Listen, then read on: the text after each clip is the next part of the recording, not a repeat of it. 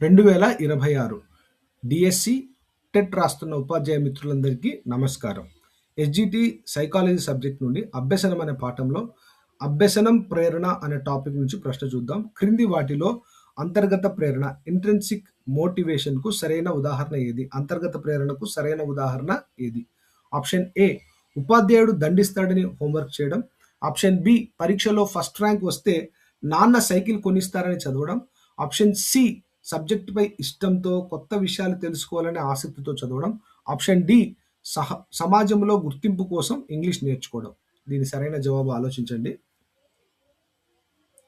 దీని సరైన జవాబు ఆప్షన్ సి సబ్జెక్టుపై ఇష్టంతో కొత్త విషయాలు తెలుసుకోవాలనే ఆసక్తితో చదవడం. ఈ ప్రశ్నకు మిగిలిన వివరాలు కూడా చూద్దాము. ఆప్షన్ ఏ ఉపాధ్యాయుడు దండిస్తాడని హోంవర్క్ చేయడం అనేది దండనను తప్పించుకోవడానికి చేసే పని. ఇక్కడ దండన అనేది భయంతో కూడింది. ఇది బాహ్య ప్రేరణ కాబట్టి దాన్ని బట్టి హోంవర్క్ చేస్తాడు కాబట్టి ఇది రాంగ్.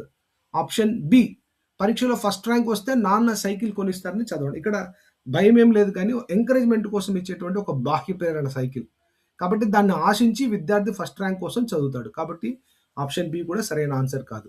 ఆప్షన్ సి సబ్జెక్టుపై ఇష్టంతో కొత్త విషయాలను తెలుసుకోవాలనే ఆసక్తితో చదువుతాడనమాట. అంటే ఎటువంటి బాహ్య ప్రభావం లేకుండా తనంతట తనకు స్వాభావికంగా ఆసక్తితో చదవడం అంతర్గత ప్రేరణకు సరైన ఉదాహరణ కాబట్టి option C is the right answer.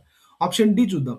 గుర్తింపు అంటే రికగ్నిషన్ అనేది బాహ్య ప్రేరణ, అదే విధంగా గౌన అవసరం. ఎగ్జామ్లో ఈ గుర్తింపుకు సంబంధించి సరైనది అన్నప్పుడు అంటే బాహ్య ప్రేరణ లేదా గౌన అవసరం, బాహ్య ప్రేరణ గౌన అవసరం అన్నప్పుడు బాహ్య ప్రేరణ మరియు గౌన అవసరాన్ని మనము సెలెక్ట్ చేయాల్సి ఉంటుంది.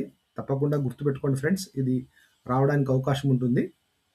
Best of luck friends. మన టెట్ డిఎస్సి ఫర్ యూ ఛానల్ను సపోర్ట్ చేయండి, సబ్స్క్రైబ్ చేయండి, లైక్ చేయండి, షేర్ చేయండి. Thank you friends. Thank you one and all.